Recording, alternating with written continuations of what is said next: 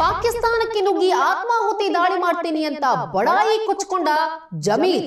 Suicide bank Narendra Modi ಅವರು ಅಮಿತ್ ಶಾ ಕೊಳ್ಳಿ ಅಲ್ಲ ಮೇಲೆ ಆಣೆ ಕಟ್ಕೊಂಡು ನಾನು ಪಾಕಿಸ್ತಾನ ಆಗದೆ ಇರೋ ಕೆಲಸನ ಕೈನಲ್ಲಿ ಮಾಡ್ತೀನಿ ಅಂತ ವೀರಾವೇಶದಿಂದ ಮಾತನಾಡಿದ ಜಮೀರ್ ಸಾಹೇಬ್. ಮಂತ್ರಿಯಾಗಿ ನಾನು ಕಳಿಸ್ತಾರೆ ಅಂತ ಹೇಳಿ ನಾನು ಹೋಗಲು ಸಿದ್ಧ, ನಾನೇ ಹೋಗ್ತೀನಿ. ನಿಮ್ಮಿಂದ ನಮಗೆ ಆತ್ಮಾಹುತಿ ಬೇಕಾಗಿಲ್ಲ, ಆತ್ಮ ಸಮರ್ಪಣೆ ಬೇಕು. ದೇಶದ ಬಗ್ಗೆ ನಿಜವಾಗ್ಲೂ ಕಾಳಜಿ ಇದ್ರೆ ಮತಾಂಧರನ ಕರೆದು ಕ್ಲಾಸ್ ತಗೊಳ್ಳಿ.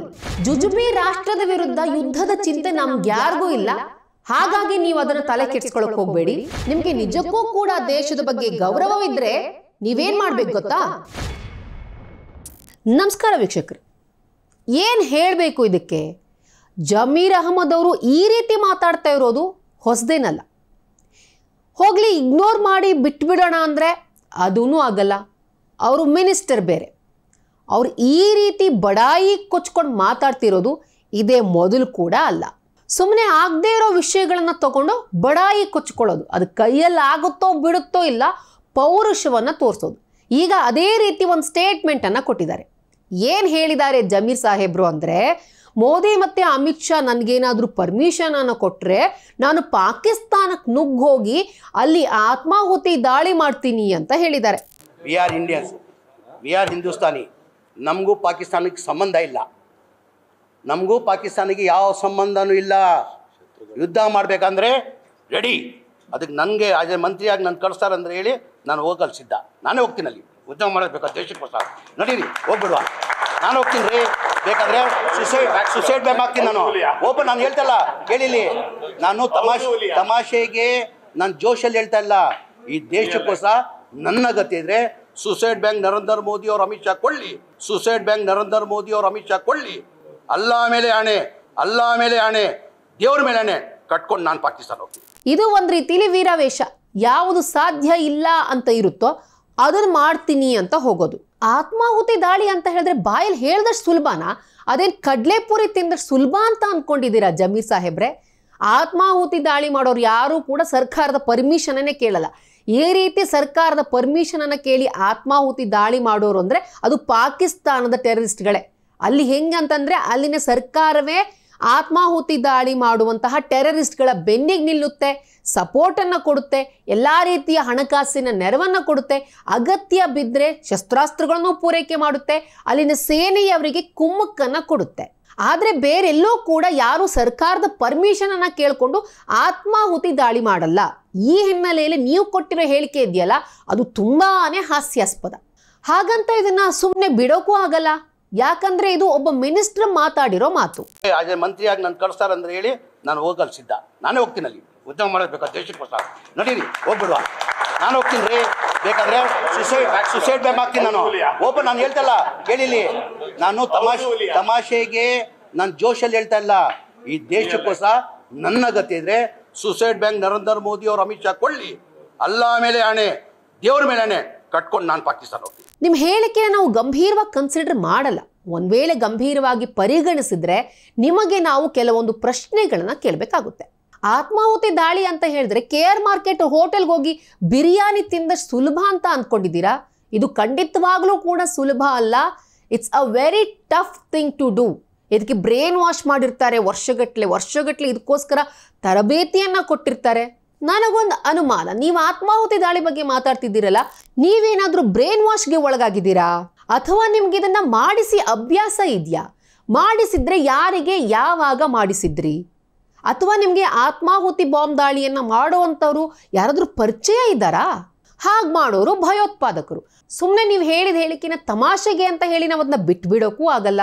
ಪಾಕಿಸ್ತಾನದ ಜೊತೆಗೆ ಯುದ್ಧ ಮಾಡೋದಕ್ಕೆ ನಮ್ಮ ಸೇನೆ ಸಾಕು, ನಮ್ಮ ಸೈನ್ಯಕ್ಕೆ ಅಷ್ಟೊಂದು ಸಾಮರ್ಥ್ಯ ಇದೆ.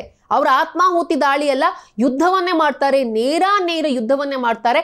ಪಾಕಿಸ್ತಾನವನ್ನ ಬಗ್ಗು ಬಡಿಯುವಷ್ಟು ಕೆಪಾಸಿಟಿ ನಮ್ಮ ಹೆಮ್ಮೆಯ ಸೈನಿಕರಿಗಿದೆ. ಅದಕ್ಕೆ ಬೇಕಾದಷ್ಟು ಉದಾಹರಣೆಗಳಿವೆ. ಇಲ್ಲಿವರೆಗೂ ಕೂಡ ಆದ ಯುದ್ಧದಲ್ಲಿ ನಮ್ಮ ಭಾರತವೇ ಪಾಕಿಸ್ತಾನದ ವಿರುದ್ಧ ಗೆದ್ದಿರೋದು ಅನ್ನೋದನ್ನ ನೀವು ಮರೆಯೋಕೆ ಹೋಗಬೇಡಿ. ಜುಜುಬಿ ರಾಷ್ಟ್ರದ ವಿರುದ್ಧ ಯುದ್ಧದ ಚಿಂತೆ ನಮ್ಗೆ ಯಾರಿಗೂ ಇಲ್ಲ, ಹಾಗಾಗಿ ನೀವು ಅದನ್ನು ತಲೆ ಕೆಡಿಸ್ಕೊಳ್ಳೋಕೆ ಹೋಗಬೇಡಿ. ನಿಮ್ಮಿಂದ ಆತ್ಮಾಹುತಿ ದಾಳಿ ಬೇಕಾಗಿಲ್ಲ, ಆತ್ಮ ಸಮರ್ಪಣೆ ಬೇಕು. ಹಾಗಾಗಿ ನೀವು ಆತ್ಮಾಹುತಿ ದಾಳಿಯನ್ನ ಮಾಡಬೇಕಾದ ದರ್ದು ಯಾರಿಗೂ ಇಲ್ಲ. ನಿಮ್ಮಿಂದ ನಮಗೆ ಬೇಕಾಗಿರೋದು ಆತ್ಮಾಹುತಿಯಲ್ಲ, ಆತ್ಮಸಮರ್ಪಣೆ. ಅಷ್ಟಕ್ಕೂ ಆತ್ಮಸಮರ್ಪಣೆ ಯಾವುದಕ್ಕೆ ಬೇಕು ಅಂದರೆ, ನಿಮ್ಮ ಸಮಾಜವನ್ನು ತಿದ್ದೋದಕ್ಕೆ ಆತ್ಮಸಮರ್ಪಣೆ ಮಾಡ್ಕೋಬೇಕು. ನಿಮ್ಮ ಸಮಾಜದ ಬಗ್ಗೆ ಏನು ಅನುಮಾನ ಎದ್ದಿದೆಯಲ್ಲ ಅದನ್ನು ಸರಿ ಮಾಡೋದಕ್ಕೆ ನಿಮ್ಮ ಆತ್ಮಸಮರ್ಪಣೆ ಮಾಡ್ಕೋಬೇಕು. ನಿಮ್ಗೆಲ್ಲವನ್ನೂ ಸರಿ ಮಾಡಲೇಬೇಕು ಅನ್ನೋ ಮನಸ್ಥಿತಿ ಇದ್ದರೆ, ನಿಜವಾಗ್ಲೂ ದೇಶದ ಪರ ಕಾಳಜಿ ಇದ್ದರೆ ಈ ಕೆಲಸಗಳನ್ನು ಮೊದಲು ಮಾಡಿ. ನೀವು ನಿಮ್ಮ ಸಮಾಜದಲ್ಲಿ ಕೆಲವರಿಗೆ ಉಗ್ರರ ಪರ ಮನಸ್ಥಿತಿ ಏನಿದೆಯಲ್ಲ, ಕೆಲವರಿಗೆ ಪಾಕಿಸ್ತಾನದ ಪರ ಮನಸ್ಥಿತಿ ಏನಿದೆಯಲ್ಲ, ಅವರನ್ನು ಆ ಒಂದು ಮೈಂಡ್ಸೆಟ್ಟಿಂದ ಆಚೆಗೆ ತರೋದಕ್ಕೆ ನಿಮ್ಮ ಆತ್ಮಸಮರ್ಪಣೆಯನ್ನು ನೀವು ಮಾಡಿಕೊಳ್ಳಿ. ಈ ಹಿಂದೆ ಹಲವರು ಪಾಕಿಸ್ತಾನದ ಪರ ಜೈಕಾರಕ್ಕೆ ಹೋಗಿದ್ರು. ಇಲ್ಲಿವರೆಗೂ ಕೂಡ ನೀವು ಅವರ ವಿರುದ್ಧ ತುಟಿಕ್ ಪಿಟಿಕ್ ಅಂದಿಲ್ಲ. ಆಗ ಬುದ್ಧಿ ಇರಲಿಲ್ಲ ಏನೋ, ಈಗ ಬುದ್ಧಿ ಬಂದಿದೆ ಅಂತ ಅನ್ಕೊಳ್ತೀನಿ. ಯಾಕಂದರೆ ಅಸಾದುದ್ದೀನ್ ಓವೈಸಿ ಅಂತ ನಾಯಕರಿಗೆ ಬುದ್ಧಿ ಬಂದಿದೆ.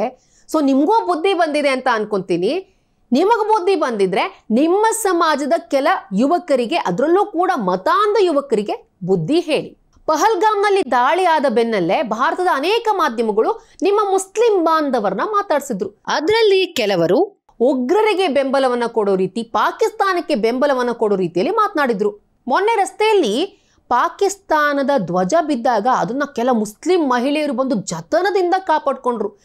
ಏನೋ ಆ ಪಾಕಿಸ್ತಾನದ ಧ್ವಜ ತಮ್ಮ ಅಲ್ಲಾನೇ ಅನ್ನೋ ರೀತಿಲಿ. ನೀವು ನಮ್ಮದು ಹಿಂದೂಸ್ತಾನ, ಪಾಕಿಸ್ತಾನ ನಮ್ಮ ಶತ್ರು ದೇಶ ಅಂತ ಅಂತಿರಲ್ಲ, ಈ ರೀತಿ ಪಾಕಿಸ್ತಾನದ ಧ್ವಜವನ್ನು ಈ ರೀತಿ ಜತನದಿಂದ ಕಾಪಾಡ್ತಾರಲ್ಲ, ಅಂಥವ್ರಿಗೆ ನೀವು ಬುದ್ಧಿ ಹೇಳೋದಕ್ಕೆ ನಿಮ್ಮ ಆತ್ಮಸಮರ್ಪಣೆಯನ್ನು ಮಾಡ್ಕೋಬೇಕು. ಜಿಹಾದಿ ಮನಸ್ಥಿತಿ ಉಳ್ಳವರಿಗೆ ನೀವು ಬುದ್ಧಿ ಹೇಳಬೇಕು.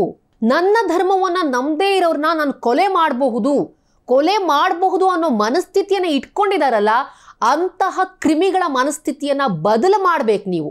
ನಿಮಗೆ ನಿಜಕ್ಕೂ ಕೂಡ ಇವಾಗಿನ ಸ್ಟೇಟ್ಮೆಂಟ್ ಕೊಟ್ರಲ್ಲ, ಅದೇ ರೀತಿಲಿ ನಿಮಗೆ ಬ್ಲಡ್ಡಲ್ಲಿ ನಿಜಕ್ಕೂ ಕೂಡ ದೇಶದ ಬಗ್ಗೆ ಗೌರವ, ಕಾಳಜಿ ಅನ್ನೋದಿದ್ರೆ, ಇಲ್ಲಿವರೆಗೂ ಯಾರು ಪಾಕಿಸ್ತಾನದ ಪರ ಜಿಂದಾಬಾದ್ ಜಿಂದಾಬಾದ್ ಅಂತ ಹೇಳಿ ಘೋಷಣೆಯನ್ನು ಕೂಗ್ತಿದ್ರಲ್ಲ, ಅವ್ರನ್ನ ಕರೆದು ಮೊದಲು ಕ್ಲಾಸ್ ತಗೊಳ್ಳಿ. ಪಹಲ್ಗಾಮ್ನಲ್ಲಿ ಮಾಧ್ಯಮದವರು ಅಲ್ಲಿನ ಮುಸ್ಲಿಮರನ್ನ ಮಾತಾಡಿಸಿದಾಗ ದಾಳಿಗೂ ತಮಗೂ ಸಂಬಂಧನೇ ಇಲ್ಲ ಅನ್ನೋ ರೀತಿಯಲ್ಲಿ ಮಾರುದ್ದ ದೂರ ಓಡ್ತಿದ್ರಲ್ಲ, ಅಂಥವ್ರನ್ನ ಕರೆದು ನೀವು ಬುದ್ಧಿ ಹೇಳಬೇಕು. ಇಲ್ಲಿ ಒಬ್ಬ ಯುವಕ ಹೇಳ್ತಾನೆ, ಅಖಂಡ ಮುಸ್ಲಿಂ ದೇಶವನ್ನ ಮಾಡ್ತೀವಿ ಅಂತ ಹೇಳ್ಕೊಂಡು ಮತಾಂಧರಂತಹ ಯುವಕರೇನಿರ್ತಾರಲ್ಲ, ಅಂಥವ್ರನ್ನ ಕರೆದು ಸರಿಯಾಗಿ ಉಗಿದು ಉಪ್ಪಿನಕಾಯಿ ಹಾಕಿ ನೀವು. ದುಶ್ಮನ್ ಕಹಾ ಹೇ ಅಂದ್ರೆ ದುಶ್ಮನ್ ಬಗಲ್ ಮೇ ಹೇ. ಆ ರೀತಿ ಇದೆ ನಮ್ಮ ವಾತಾವರಣ ಈಗ. ನಮ್ಮ ದುಶ್ಮನ್ಗಳು ಹೊರಗಡೆ ಇಲ್ಲ, ಇಲ್ಲೇ ಇದ್ದಾರೆ. ಪಾಕಿಸ್ತಾನದ ಪರ, ಉಗ್ರವಾದಿಗಳ ಪರ ಮನಸ್ಥಿತಿ ಇರೋ ಅಂಥವ್ರು, ಅಂಥವ್ರನ್ನ ಮೊದಲು ರಿಪೇರಿ ಮಾಡಿ. ಇವೆಲ್ಲವನ್ನ ಮಾಡಿದ್ರೆ ನಿಮ್ಮ ಮೇಲೆ ಸ್ವಲ್ಪ ನಂಬಿಕೆ ಬರಬಹುದೇನೋ, ನಿಮ್ಮನ್ನ ನಂಬಬಹುದೇನೋ. ಇಲ್ಲ ಅಂತ ಅಂದ್ರೆ ನಿಮ್ಮ ಆತ್ಮಾಹುತಿ ದಾಳಿಯ ಬಡಾಯಿ ಇದೆಯಲ್ಲ, ಇದರಿಂದ ನಿಮ್ಮ ಮೇಲೆ ಅನುಮಾನ ಹೆಚ್ಚು ಬರುತ್ತೆ ಹೊರತು ವಿಶ್ವಾಸ ಅಂತೂ ಖಂಡಿತ ಬರಲ್ಲ. Don't be foolish.